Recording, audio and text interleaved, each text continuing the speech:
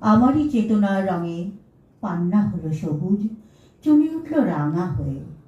আমি চোখ মেললুম আকাশে, জ্বলে উঠল আলো পূবে পশ্চিমে। গোলাপের দিকে চেয়ে বললুম, সুন্দর সুন্দর হলো সে। তুমি বলবে, এই যে তত্ত্ব কথা, এ কবির বাণী নয়। আমি বলবো, এই যে সত্য, তাই এ কাব্য। এ আমার অহংকার, অহংকার সমস্ত মানুষের হয়ে। মানুষের অহংকার পটেই বিশ্বকর্মার বিশ্বশিল্প। তত্ত্বজ্ঞানী জপ করছেন নিঃশ্বাসে প্রশ্বাসে, না না না, না পান্না না চুনি, না আলো না গোলাপ, না আমি না তুমি।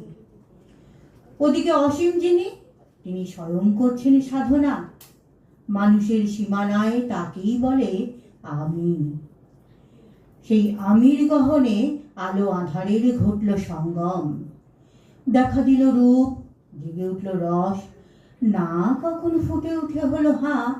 মায়ার মন্ত্রে, রেখায় রঙে, সুখে দুঃখে।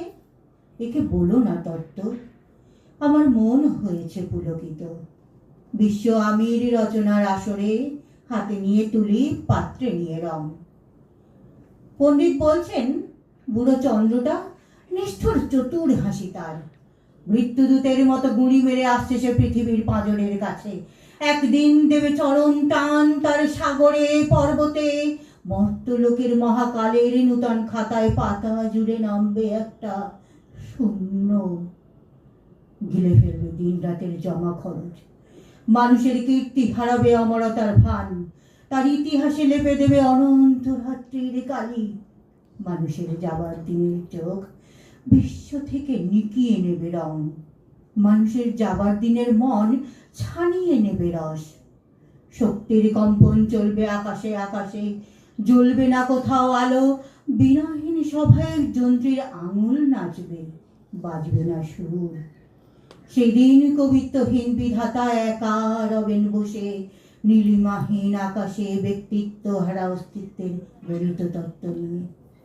তখন বিরাট বিশ্বভুবনে, দূরে দূরান্তে অসংখ্য লোকে লোকান্তরে এ বাণী ধ্বনিত হবে না কোনোখানেই,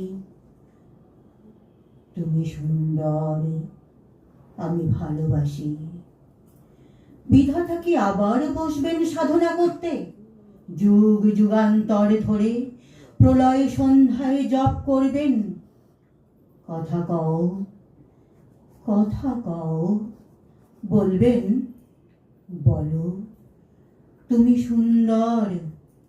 বলবেন, বলো আমি ভালোবাসি। নমস্কার।